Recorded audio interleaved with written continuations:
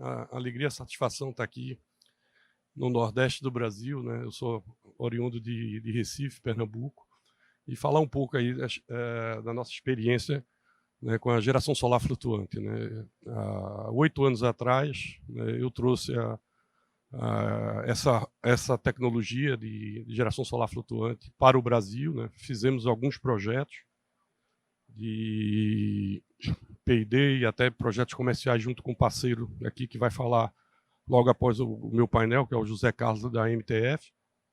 E é uma solução diferente, né, mas bastante interessante, e principalmente para os novos mercados que estão aí por vir, principalmente o mercado aí de hidrogênio verde.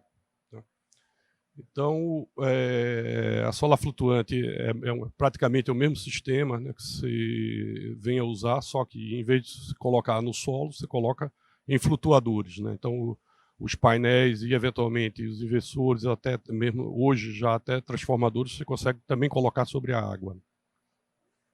Então, o que é que os benefícios que você tem aí bastante interessantes, principalmente a redução da evaporação. Você, a depender da localidade, do tamanho do reservatório, você consegue até economizar até 70% de redução de evaporação. Isso é muito importante, né? Principalmente na nossa região, né, que você tem um índice de evaporação bastante grande, né? E vai ser bastante interessante quando você aplicar essa solução de geração solar flutuante para a produção de hidrogênio verde, porque você vai conseguir deixar, tá certo, no reservatório mais água do que eventualmente você venha retirar para produzir o hidrogênio verde. Você libera o terreno, né, para eventualmente uma produção agrícola, né? É fácil de uma instalação, fácil de manutenção, né? E você reduz, tá certo, inclusive, a proliferação de algas e macrófitas, né, porque você reduz a fotossíntese, né, naquela parte que está coberta, né, com o sistema de geração solar flutuante. E você tem também, já devidamente comprovado, um maior fator de capacidade, porque o painel, por estar próximo da água, né, ele consegue trabalhar numa temperatura mais adequada, e aí ele consegue produzir mais energia do que você tivesse ele sobre um telhado ou eventualmente em solo, né? Então você tem aplicações aí em mais de diversas situações, né? Você vai desde lagos, rios, reservatórios de hidrelétricas, né, cavas de mineradoras, né? Principalmente na China, as cavas de mineradoras são bastante utilizadas, né? A maior planta de geração solar flutuante do mundo é numa cava de uma mineradora na China, né? Então você consegue utilizar aquelas lâminas d'água, né, para gerar energia e ser um centro de receita e não mais um centro de despesa, como você tem aí, principalmente nas cavas de mineradoras, né? Então é uma alternativa bastante versátil, né, que pode ser aplicado nessas situações. Aqui tem um estudo bastante interessante que foi feito, né, por uma engenheira da COP UFRJ, mas num reservatório aqui do Rio Grande do Norte, né? Então, essa é a tese, se não me engano, de doutorado dela, né, e ela consegue, né, mostrar 3 cenários, né, o que é que representa, né, de redução de evaporação você usando a solução de geração solar flutuante, né? Então, cobrindo, né, apenas o volume morto, cobrindo 50% do reservatório ou cobrindo 70% do reservatório. Só assim por ordem de grandeza, tá, é importante. A média mundial geralmente, tá certo, você cobrir até 20% do reservatório, mas já vi casos, né, na Europa que se cobre até 50% do reservatório, principalmente porque os reservatórios lá não são tão grandes quanto os reservatórios daqui, né? Mas no estudo dela, né, ela consegue comprovar, né, que só cobrindo o volume morto você teve uma redução de evaporação e deixou no reservatório, tá certo, algo em torno de 20 milhões de metros cúbicos de água, né? Aí você diz, poxa, isso é muito, é pouco, né? É bastante, tá certo? Você vê só usando o volume morto. Se eu fosse para 50%, né, teria uma redução aí né, e evitaria, né, algo em torno de 83 milhões de metros cúbicos. Só para vocês terem uma ideia, hoje, para eu produzir 100 mil toneladas de hidrogênio verde, eu preciso de 2 milhões de metros cúbicos de água. Tá? Então, isso é bastante representativo quando eu preciso de água para, se eu for, claro, produzir hidrogênio verde pela rota da eletrólise. Tá? Então, essa solução de geração solar flutuante tem uma sinergia bastante importante, né, na produção de hidrogênio verde pela rota da eletrólise. Então, essa tese está aí, esse de doutorado, está disponível na internet, é bastante interessante, traz bons números, tá certo? E aqui é um pouco da solução que hoje nós trabalhamos, né, da Easyner, que se chama a solução Easy Floating. É uma solução que mistura flutuadores injetados e flutuadores soprados, né, com tratamento UV, né, um sistema que foi desenhado e dimensionado, tá, para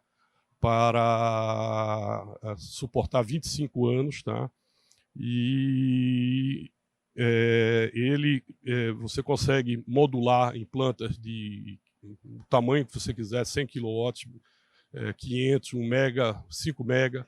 Tá? Geralmente você dimensiona, né, até ilhas de 5 ou no máximo 10 mega, né? Mas você pode replicar isso em diversas ilhas, né, que você consegue colocar uma ao lado da outra, a depender da necessidade do tamanho do projeto que você venha a precisar. E esses flutuadores são fabricados, né, no Brasil. Né, o Brasil detém, né, claro, estrutura para soprar e injetar, né, flutuadores, né, e o que é bom, porque realmente você importar flutuador não é um negócio muito bom, porque é volume, né, e custa muito a logística, tanto de você trazer eventualmente de navio, como transportar internamente dentro do Brasil.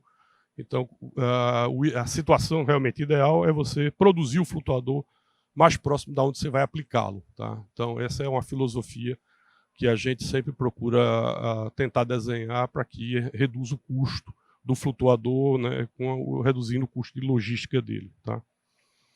Aqui algumas das aplicações que já foram feitas, principalmente em Portugal, né, eles já construíram aí essa planta no Alqueva. O Alqueva é o maior reservatório de água potável da Europa, né? Fica situado no Alentejo, é um reservatório bem grande, né? E a nossa parceira fez essa planta de 5 mega e provavelmente vai fazer uma planta lá também de 100 mega, né? Que foi objeto aí de um leilão que o governo português fez, né? Vai ser um projeto, né, que provavelmente deverá ser iniciado no próximo ano. Né? Então, Portugal contratou em leilão algo em torno de 186 megas, né, de geração solar flutuante. E Portugal quer fazer, né, ao longo dos próximos 5 anos, algo em torno de 2 gigas, tá, de geração solar flutuante. Então, é um mercado que está crescendo muito, não só em Portugal, como na França, como, né, por incrível que pareça, na Alemanha, né, na Holanda, mesmo que não tendo um fator de capacidade tão elevado, mas aproveitando a lâmina d'água, tendo em vista que o custo da terra e a escassez da terra lá é muito alta. Né? Mas aí a gente brincando aqui um pouco com os números, né? Aí você vê, poxa, qual é o potencial do Brasil, né, em geração solar flutuante? Vamos lá. Se nós pegarmos 8% de todos os reservatórios das hidrelétricas brasileiras, de todas as brasileiras, nós teríamos condição de instalar algo em torno de 452 gigas de geração solar flutuante. Se eu pegar só o caso da Chesf, tá certo? E aqui, esse exemplo aí é só o caso das hidrelétricas da Chesf, que ficam, né, na sua maioria, né, aqui no Nordeste do Brasil. Nós estaríamos falando aí numa capacidade de instalação pico de algo em torno de 52 gigas, né, de geração solar flutuante. Então, é um número bastante expressivo. Né? Aí você diz, poxa, mas aonde é que eu vou colocar essa energia? Né? A gente está com uma sobra de energia nos próximos 10 anos no Brasil. Né? Eu posso colocar essa energia para produzir, né, hidrogênio verde, produzir fertilizante, né, amônia, produzir metanol, produzir aço verde. Né? Então, a gente tem toda a condição, tá certo, de utilizar os ativos já existentes das hidrelétricas, com as suas subestações, com suas linhas de transmissões, para exatamente o quê? Produzir mais energia limpa, renovável e produzir, tá certo, o hidrogênio que tanto a Europa, né, está demandando. E você diz, poxa, mas esse número aí, 45 GB é muito, mas é pouco para a Europa. Tá? Só para vocês terem uma ideia, até 2050 a Europa vai precisar adicionar ao sistema dela de geração de energia renovável 3.350 GB. E ela só vai conseguir produzir 20% disso. 80% ela vai ter que importar em forma de amônia, em forma de metanol verde, em forma de aço verde, em forma, né, de hidrogênio liquefeito, provavelmente daqui a 6, 7 anos, quando os navios ficarem prontos. Né? Então, se o Brasil quiser atender a Europa, né, com 10% do mercado da demanda europeia, né, de hidrogênio, o Brasil vai ter que instalar, tá certo, nos próximos 27 anos no país, tá certo, algo em torno de 250 gigas, só para a produção de hidrogênio verde, para atender a 10% do mercado europeu. Então, esse é o tamanho, tá certo, do que está descortinando, tá certo, de oportunidades, né? E aí é que exatamente a gente precisa, né, trabalhar em conjunto, né, não só a iniciativa privada, mas com o governo, com o ONS, com a EPE, para planejar adequadamente como é que eu vou, tá certo, escoar a carga que os hubs de hidrogênio vão demandar. Né?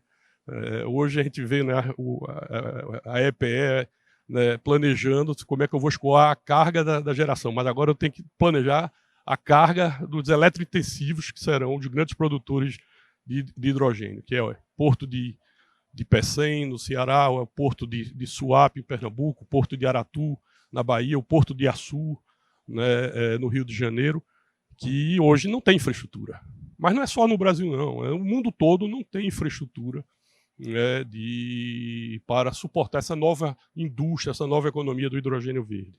Tá? Então tem que ser criada essa infraestrutura de linha, de subestação, gasodutos, para que a gente possa efetivamente fazer isso. Né? E uma das aplicações, né, que pode ser feito, né, também da geração solar flutuante é no agronegócio. A gente fez uma em conjunto, né, Zé, lá em Goiás. Né, Zé Carlos vai falar mais um pouco, né, e é bastante interessante, né, porque você não usa a terra, você usa a lâmina d'água, você reduz a evaporação, fica mais água para o produtor rural. Né, você pode fazer um sistema isolado, off-grid, pode ser on-grid. Então, você tem toda essa versatilidade, né? Como também as empresas de água. Né? As empresas de água também são grandes consumidoras de energia e elas têm bastante lâmina d'água. Então, por que não usar essa lâmina d'água para produzir, tá, essa energia, né, no local que eles precisam? Né? Então, no mercado, assim, mais sendo objetivo, no mercado de GD brasileiro, a gente tem acompanhado, tá certo, diversos clientes e a gente sabe, tá certo, que tem algo em torno aí de 500 megas de pedido de acesso à rede para projeto de GD flutuante. Né?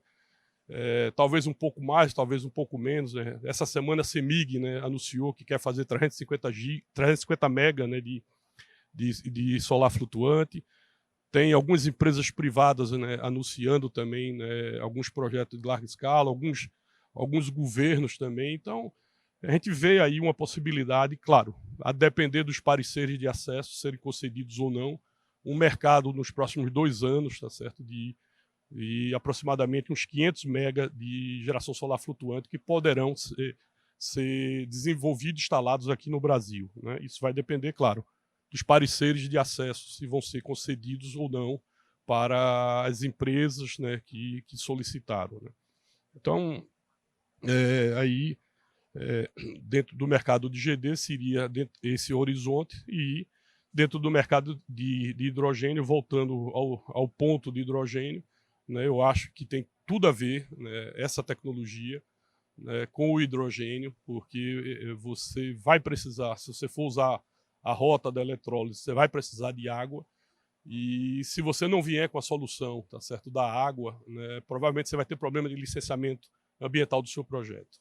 Tá? Então, você vai ser forçado a usar água do mar, você vai ter que dessalinizar, que vai aumentar o teu CAPEX, teu OPEX em 2% dos projetos de hidrogênio, né? Ou eventualmente usar água de reuso, onde você tem água de reuso, a partir de uma negociação que você venha a ter com as empresas que operam, né, água e esgoto em cada estado, né? Mas se você chega com a solução, diz, olha, eu vou fazer a minha geração solar, vou fazer a minha geração solar flutuante e eu vou deixar, tá certo, 20 milhões de metros cúbicos de água e vou retirar só 2 milhões, tá certo? Eu estou deixando 18 milhões de metros cúbicos de água e estou usando apenas 2. Mas eu estou deixando um saldo positivo de água e eu vou precisar dessa água para poder fazer a eletrólise e produzir o hidrogênio verde. Então, você trouxe uma solução, tá certo? Você otimizou o teu projeto e trouxe uma solução que vai facilitar, né, a aprovação ambiental do teu projeto em larga escala, né? Um projeto, quando eu estou falando de 2 milhões de metros cúbicos de água, só para vocês terem uma ideia, isso é para eu produzir 100 mil toneladas de hidrogênio verde. Para eu produzir 100 mil toneladas de hidrogênio verde, eu preciso de 3 gigas de energia renovável, eólica e solar. Então, é um projeto de grande porte, tá? Então, a gente acredita muito nessa sinergia da solar flutuante com essa nova indústria, essa nova economia do hidrogênio verde, né? Então, isso aqui é um pouco do que a nossa empresa faz. Nós somos uma empresa portuguesa, né, capital português, né, com a subsidiária aqui no Brasil, né, focada, né, essencialmente em hidrogênio verde e geração solar flutuante, né? Então, essa é a minha apresentação, fico inteiramente à disposição aí após aí a apresentação, qualquer dúvida, estamos inteiramente à disposição.